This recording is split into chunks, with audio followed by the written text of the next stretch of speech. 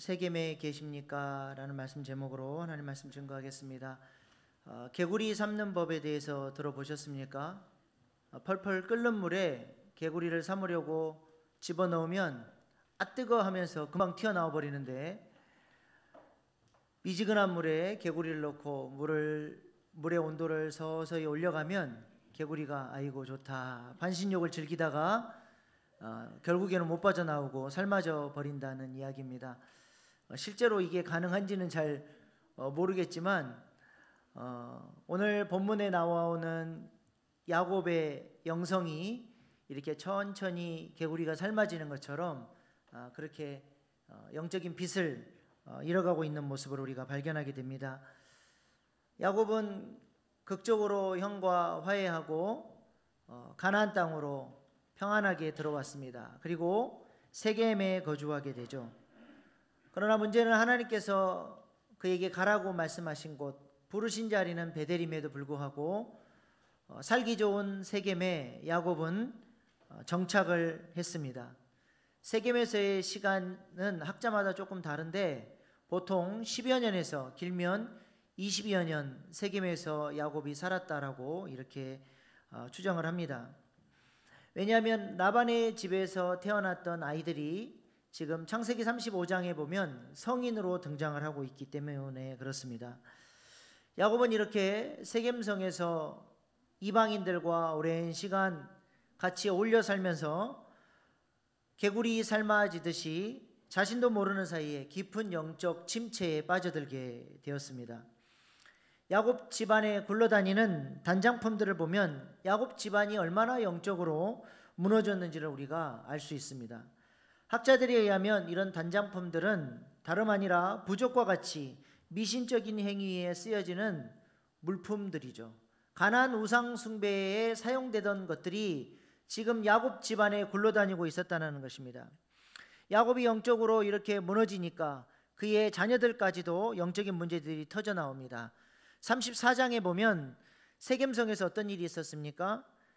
야곱의 하나밖에 없는 딸 디나가 세상에 대한 호기심, 세겜성에 대한 호기심을 가지고 놀러 나갔다가 세겜성 추장에게 눈에 띄게 되고 그 추장에 의해서 몹쓸 짓을 당하게 됩니다. 34장 1절 2절 말씀입니다. 레아가 야곱에게 낳은 딸 디나가 그 땅의 딸들을 보러 나갔더니 히 족속 중 하몰의 아들 그 땅의 주장 세겜이 그를 보고 끌어들여 강간하여 욕되게 하고, 강간이라고 번역되어 있지만 성경 히브리 원문에는 동침하였다 그렇게 되어 있습니다. 디나도 추장이 싫지만은 않았다는 것이죠. 디나의 마음 가운데 이미 세겜성 문화가 깊이 들어와 있었다는 것입니다. 또한 그의 야곱의 아들들의 모습은 어떠했습니까? 디나 사건을 통해서 보여주는 모습들은 야곱의 아들들이 매우 폭력적이고 탐욕적인 모습들을 갖고 있음을 보여주죠. 세겜성 사람들에게 복수하기 위해서 그들이 거짓말로 너희도 우리처럼 할례를 받으면 디나가 시집갈 수 있도록 도와주겠다 그렇게 속인 다음에 할례를 받고 3일째 가장 통증이 심한 그때에 시므온과 레위가 주동이 돼서 세겜성에 쳐들어가 모든 남자들을 다 학살해 버립니다. 창세기 34장 25절 27절 말씀입니다.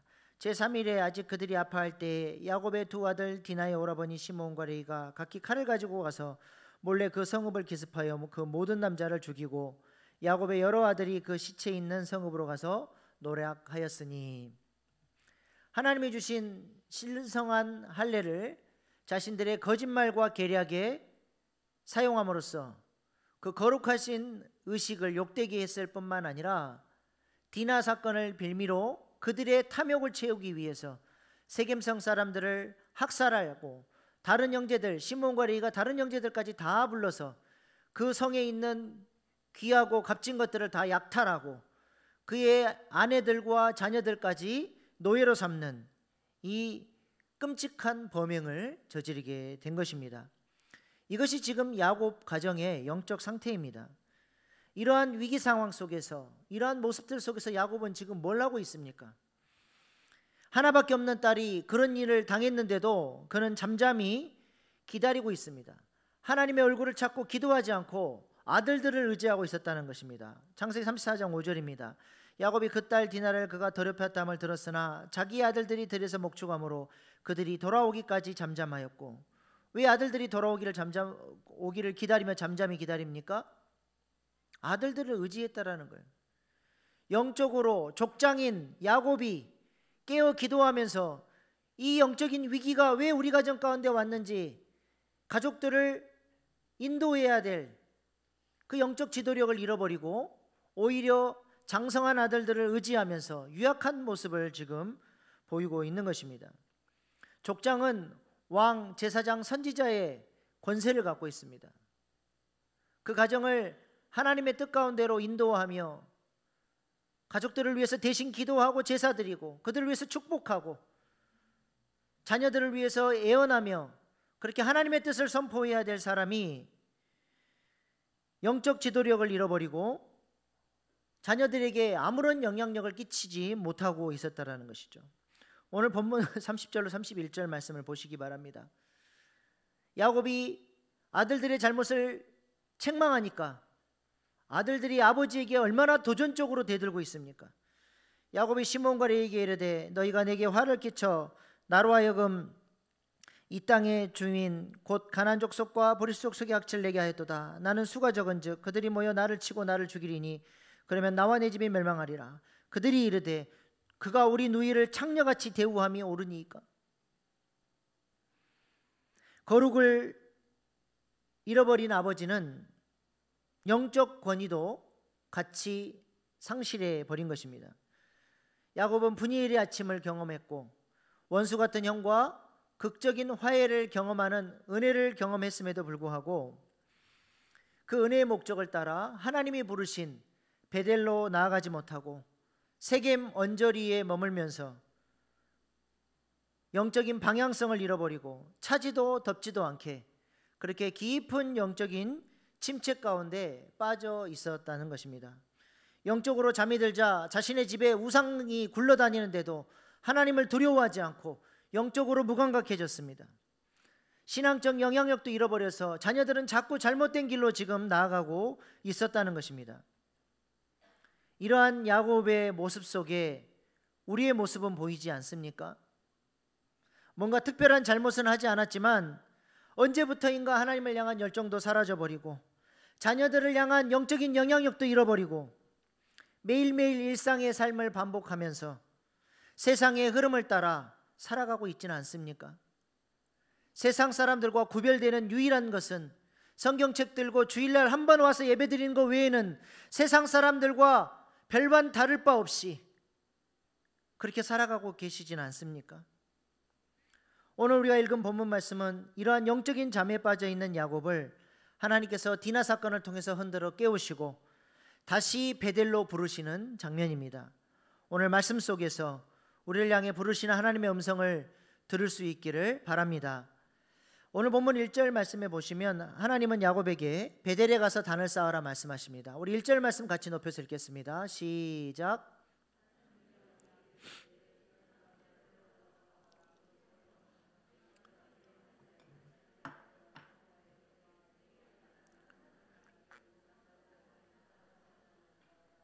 아멘. 베델은 일찍이 야곱이 예서를 피해서 도망가다가 하나님을 만났던 장소입니다. 돌베개에 베고 자고 있던 그곳에 하늘의 문이 열리고 이곳에 하나님의 임재가 있고 이곳이 하나님의 성전이라는 것을 깨닫고 그곳을 베델이라고 이름을 지었습니다. 그러나 세겜에 사는 동안 야곱에게 베델이라고 하는 의미는 사라져버렸고 하나님께서 그를 이스라엘로 새 이름 지어주신 그 의미도 잃어버린 채 하나님의 부르심과는 상관없이 그렇게 살아오고 있었습니다. 하나님은 이러한 야곱에게 다시 베델로 돌아가서 단을 쌓아라 말씀하십니다. 베델의 이름의 뜻이 무엇입니까? 하나님의 집이죠. 하나님의 임재가 있는 성전이라는 것입니다. 야곱이 네가 있어야 할 자리는 세상 속에 파묻혀서 아무런 목적도 없이 이리저리 방황하며 살아가는 인생이 아니라 하나님을 주인으로 모시고 하나님의 임재 가운데 살아가는 삶이 네가 있어야 할 삶의 자리라고 하는 것입니다. 하나님은 야곱을 다시 하나님의 통치와 임재 아래로 불러들이시는 것이죠. 하나님의 말씀의 권위를 우습게 여기던 사람이 이제는 자신은 아무것도 아니고 전적으로 하나님께 순종하며 사는 삶으로 돌아오라는 것입니다. 베델로 돌아오는 삶은 신앙을 버리고 죄의 종노릇하던 사람이 이제는 거룩한 삶을 갈망하며 회개와 예배 자리로 돌아오는 것입니다. 베델로 온다라는 것은 거짓과 이선을 벗어버리고 이제는 하나님을 향한 불붙는 사랑을 가지고 헌신의 자리로 돌아오는 것입니다. 하나님은 야곱을 이렇게 다시 베델의 삶, 거룩한 삶으로 부르시는 것입니다. 가정의 위기 앞에서 그동안 들려지지 않았던 하나님의 음성이 들려지고 영적인 눈이 열려지기 시작하니까 그동안에는 아무렇지도 않았던 것들이 눈에 걸리기 시작합니다. 하나님 앞에서 합당하지 않은 모습들이 보이기 시작한 것이죠. 그래서 오늘 본문 2절에 야곱은 가족들에게 세 가지를 명령합니다. 함께 읽어보겠습니다. 시작.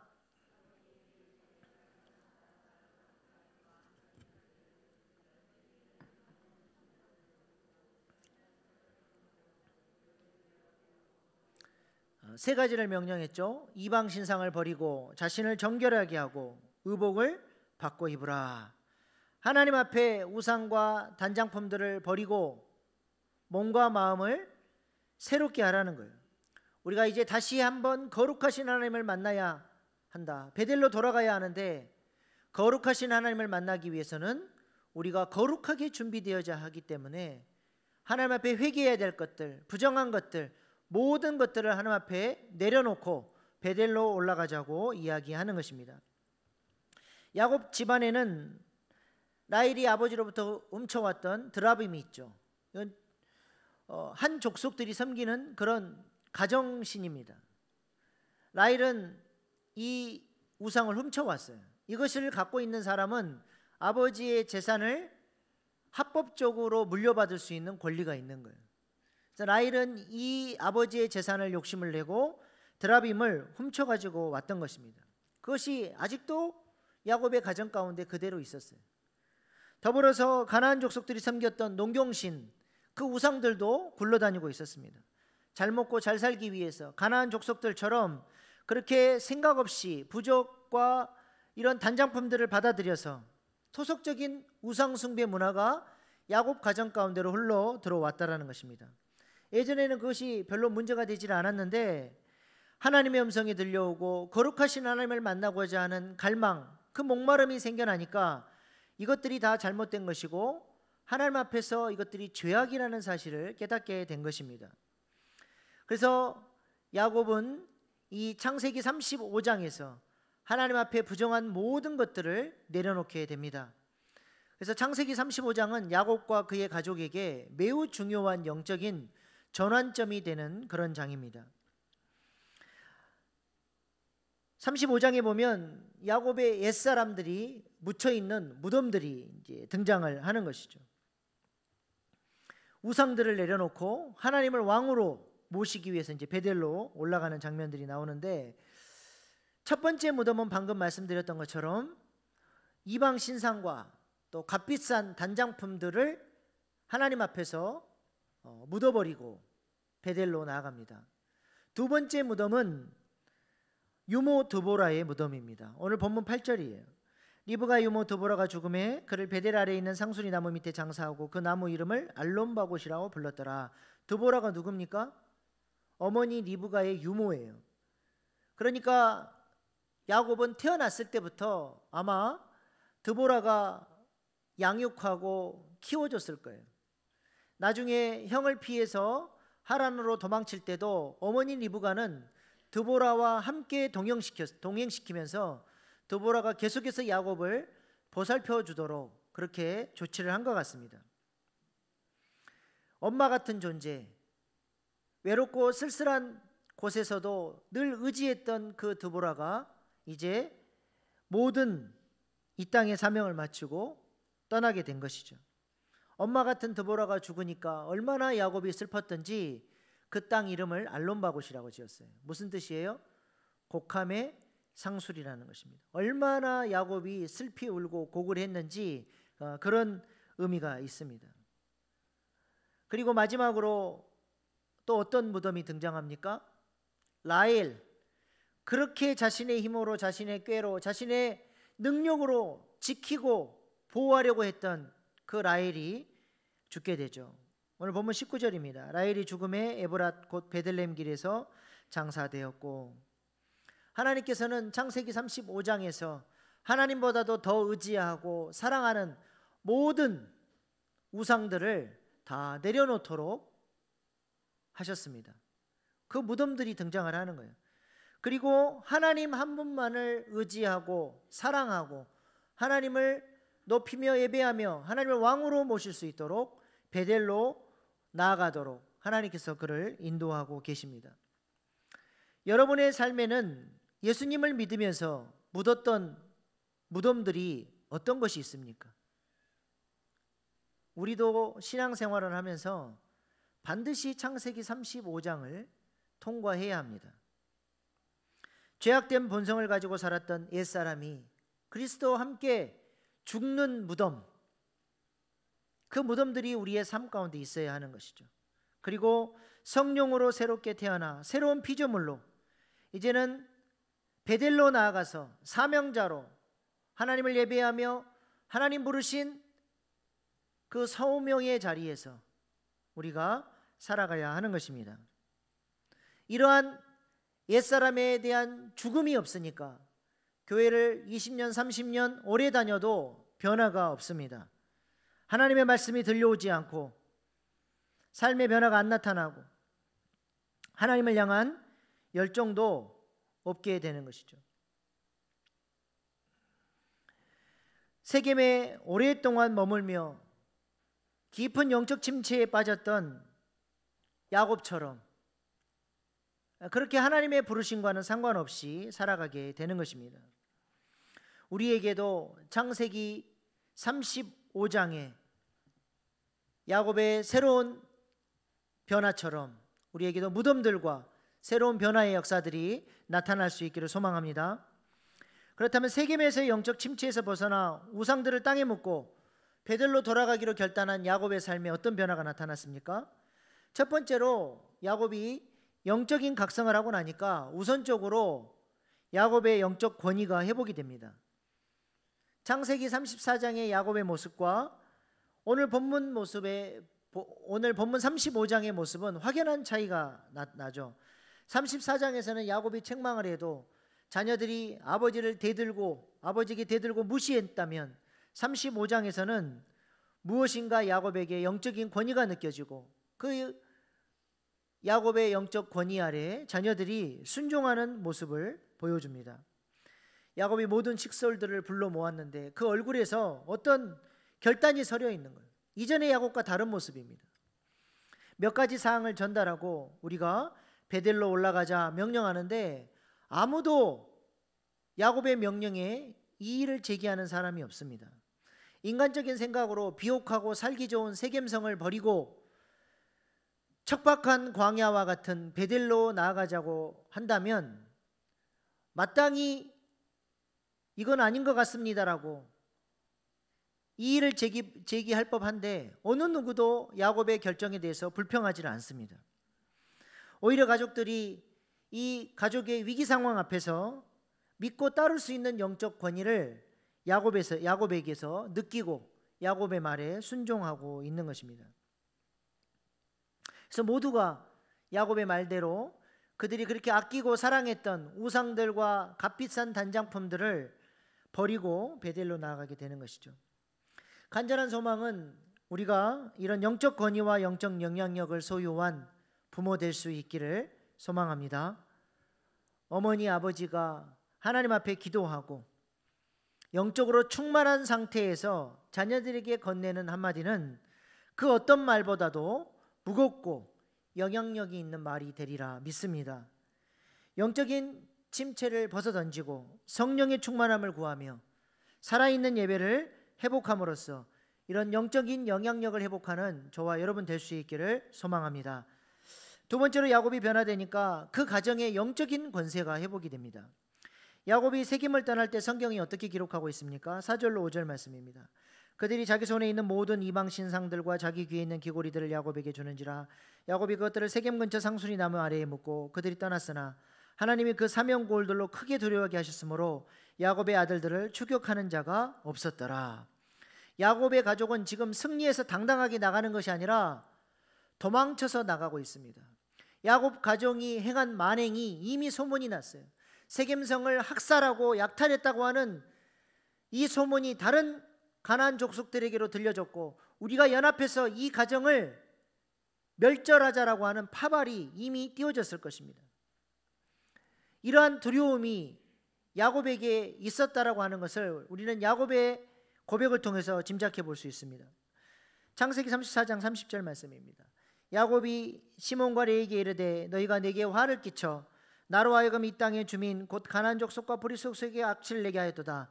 나는 수가 적은즉 그들이 모여 나를 치고 나를 죽이리니 그러면 나와 네 집이 멸망하리라.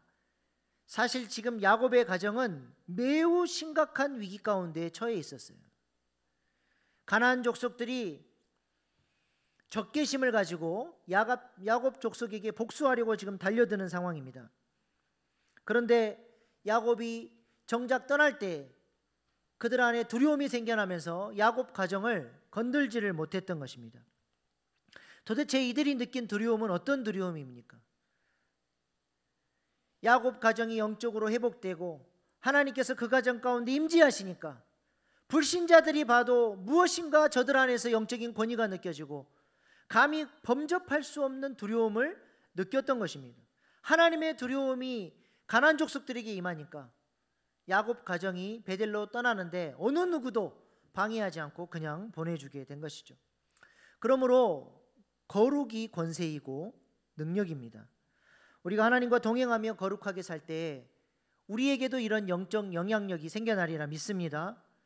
회사에서 그리스도인답게 올바르고 바르게 살아가면 물론 싫어하는 사람도 있겠지만 불신자들도 우리의 모습 속에서 무엇인가 영적인 권위와 영향력을 느끼게 될 것입니다. 그리고 무엇인가 알 수 없는 그런 두려움을 느끼게 되는 것입니다. 이는 교회도 마찬가지입니다. 오늘날 한국 교회가 이토록 지탄받는 이유가 무엇입니까? 거룩의 능력을 잃어버렸기 때문에 그렇습니다. 거룩한 교회, 하나님의 임재가 있는 교회는 불신자들이 교회를 싫어하더라도 이렇게 아무런 두려움이 없이 하나님의 교회를 비난하고 정죄하고 함부로 대하지 못합니다. 오늘날처럼 이토록 두려움이 없이 교회를 정죄하고 비난했던 적은 없었던 것 같습니다. 하나님은 교회가 이런 영적인 권세를 회복하기를 원하십니다. 사도행전의 예루살렘 교회를 보십시오. 성령의 역사가 교회 가운데 강하게 나타나니까 어떻게 됐습니까? 사도행전 2장 43절에 보면 사람마다 두려워하는데 사도들로 인하여 기사와 표적이 많이 나타나니 세상 사람들이 그리스도인들을 두려워했다라는 것입니다. 우리 교회가 이런 영적인 권세를 갖는 교회 되기를 소망합니다. 하나님을 등진 채 살아가는 사람들의 마음에 경건한 두려움을 불러일으켜 그들로 하여금 십자가 앞으로 나아오게 하는 그런 능력 있는 교회 될 수 있기를 소망합니다. 아멘 좀 하십시오. 이렇게 야곱은 영적 권위와 권세를 회복하고 가족들과 함께 베델로 나아갔습니다. 그리고 그곳에 단을 쌓고 그곳을 엘베델이라고 불렀습니다. 오늘 본문 7절입니다. 그가 거기서 제단을 쌓고 그곳을 엘베델이라 불렀으니 이는 그의 형의 낯을 피할 때에 하나님이 거기서 그에게 나타나셨습니다라. 엘베델이 무슨 뜻입니까? 베델의 하나님이라는 뜻이에요. 예전에 형을 피해 도망갈 때 만나 주셨던 하나님이 다시 한번 나에게 나타나셔서 만나 주셨다는 것입니다. 야곱에게 다시 나타나셔서 만나 주셨던 하나님은 어떤 하나님입니까?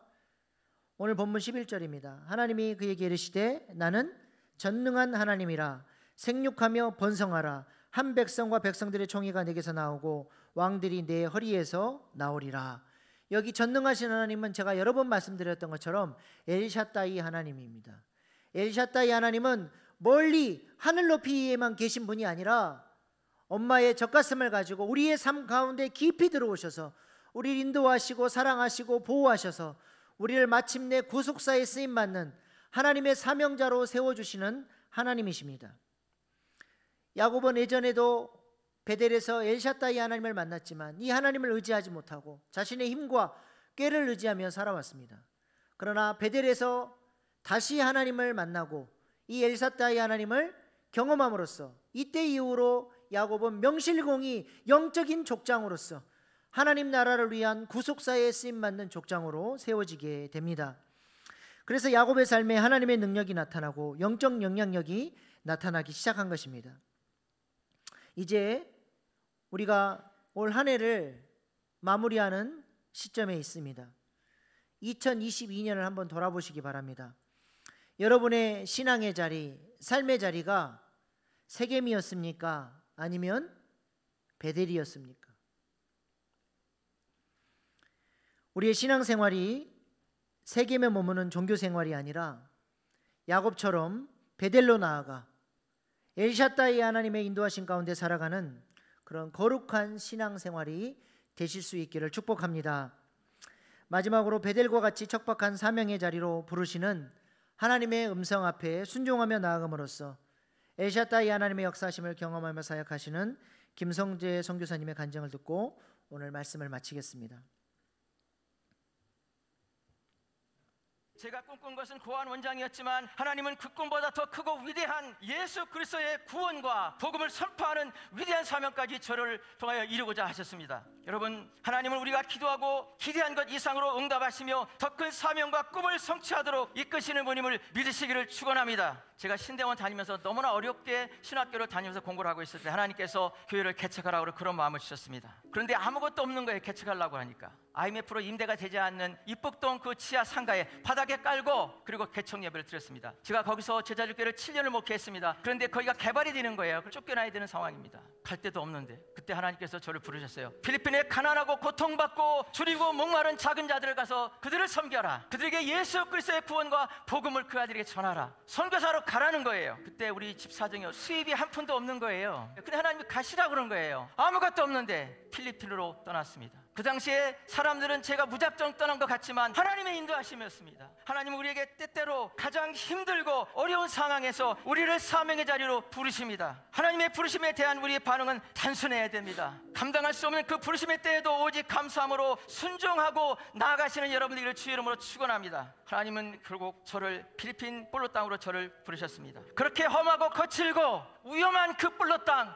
그곳이 바로 저에게는 영광스러운 사명의 자리였다는 사실입니다. 오늘날 성령께서 제 마음속에 하나의 단어를 주십니다. 헤블리 아일랜드, 천국의 섬. 주님께서는 이 볼로 악마의 섬이 천국의 섬이 되기를 원하셨던 겁니다. 볼로는 예수님이 왕으로 임하실 땅이라는 겁니다. 볼로는 주님이 통치하시고 영광 받으시고 그 땅이 복음의 땅으로 변화돼서 천국의 섬으로 변화되는 그것을 하나님이 원하신다는 걸 깨달았습니다. 그때 마침 저에게 충격적인 사건을 경험하는 기회가 있었습니다. 어느 주민에게 다이아나라고 하는 자매가 있다. 거기 한번 가보라는 거예요. 23살의 젊은 자매였습니다. 정말 뼈만 남았어요. 하루에도 몇 번씩 쓰러집니다. 아빠의 성폭행으로 자살 시도를 하고 그런 자매가 거기 있었어요. 그런데 어느 날 제가 신방을 했거든요. 깜깜한 데 구석에서 그 자매가 무언가를 열심히 누워서 보고 있는 거예요. 궁금해서 다시 가봤어요. 성경을 읽고 있었어요. 그렇게 죽음보다 고통스러운 그 삶을 간신히 이어갔던 그 다이아나 자매는 하나님의 말씀을 의지하고 있던 거예요. 그때 제 마음속에 하나님이 다이아나를 위해서라도 내가 교회 개척해야 된다. 볼로 땅에 고통받는 배고프고 굶주리고 위험한 그런 환경에 상처받고 이 사는 아이들을 위해서 교회를 개척해야겠다. 그런 마음이 들었습니다. 근데 제가 그 당시에 저 파송기 없이 갔습니다. 저 후원자 없이 갔어요. 제가 하나님의 사명을 받았을 때는 언제나 최악의 상황에 있을 때였어요. 가장 힘들 때 하나님이 저에게 사명을 주셨어요. 볼로 천막교를 개척해야 되는 이 상황에서 제가 가장 힘들고 어려울 때 하나님이 저를 부르시더라고요. 그리고 사명을 주신 거예요. 역사적인 볼로 천막교가 개척이 됩니다. 교회 이름은 볼로 크라이스트 킹 처치, 예수님의 왕이신 교회. 저희 볼로 천막교 아이들은 미래의 꿈이 있습니다. 사립하는 선교사입니다. 예배자로 끝나는 게 아닙니다. 그 아이들이 가난 때문에 떠나온 고향으로 선교사가 돼서 복음과 기술을 가지고 돌아가는 겁니다. 그리고 그 땅에 있는 줄이고 목마른 고향의 그 아이들을 복음으로 인도하는 것이 저희들의 비전입니다. 하나님의 소명을 끈질기게 기다리고 인내하고 믿고 나아가면 반드시 이루어진 줄로 믿습니다. 저희는 결코 꿈꿀 수 없는 절망의 환경에서도 끊임없이 꿈꿀 것입니다. 물로 땅에 줄이고 목마른 아이들을 향한 하나님 아버지의 꿈을 향해서, 하나님의 그 거룩한 뜻을 향해서 끊임없이 힘차게 우리는 전진할 것입니다. 여러분, 우리 뿔로 아이들이 교회 나오는 게 배고파 나오는 게 아닙니다. 엄청난 영적 전쟁을 이기고 목숨을 걸고 나오는 거예요. 그래서 제가 우리 아이들을 향해서 그렇게 말합니다. 목숨을 거는 예배자다. 여러분 모두가 생명을 거는 거룩한 예배자로 회복되시기를 축복하고 응원합니다. 결코 드릴 수 없을 때 드려지는 그 여러분의 헌신을 통해서, 헌금을 통해서 놀라운 하나님의 기적이, 놀라운 하나님의 역사가 나타날 줄은 믿습니다. 여러분, 주님께서 허락하신 사명의 자리에서 헌신한 사람은 행복한 사람입니다. 그러므로 여러분의 그 사명의 자리를 떠나지 말고 포기하지 마십시오. 우리 뿔라처먹기 아이들의 믿음의 선포를 우리가 함께 나눌까요? I am the most blessed in the world. 나는 세상에서 가장 축복받은 어린이다, 이런 뜻입니다. 이거를 주일날 예배 때마다 수없이 위로하고 선포하고 믿음으로 나아가고 있는 거예요. 제가 암이 발병된 거는 2017년 초입니다. 제가 암투병할 때 뿔라처먹기 아이들이 매일 주일마다 울면서 기도한다, 그런 소식이 들려왔습니다. 그러면서 나는 이제 교회를 그만둘 때가 됐구나, 교회를 이제 문을 닫아야지, 그렇게 생각할 때거든요. 그런데 현지 간사님으로부터 메시지가 온 거예요. 선교사님, 지금 우리 교회 160명 출석합니다. 교회의 붕을 이루셨습니다. 하나님이 하신 겁니다. 왜? 제가 열심히 했을 때는 130명 했는데 제가 없으니까 하나님이 일하시니까 160명 된 거거든요. 할렐루야. 선교는 하나님이 하시는 거더라고요. 우리에게도 이런 가슴 뛰는 사명이 있기를 소망합니다. 다음 세대 주일학교 아이들이 선생님을 기다리고 있습니다. 다음 세대 교육부서를 향한 하나님 아버지의 꿈을 이루어드리는 헌신자들이 많이 나오기를 소망합니다.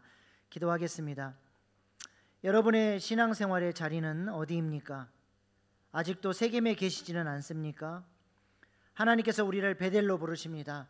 하나님 앞에 내려놓아야 할 우상들을 버리고 영적인 잠에서 깨어나 거룩한 사명의 자리로 나오라고 부르고 계십니다. 이 시간 기도할 때에 우리의 영적인 눈과 귀를 열어주셔서 하나님의 부르시는 음성을 들을 수 있도록, 잃어버린 영적인 권세와 영향력을 회복할 수 있도록, 우리의 가정이 믿음의 가정으로 세워질 수 있도록 이 시간 주여 3번 부르고 회개와 결단의 기도로 나아가시겠습니다. 주여, 주여, 주여.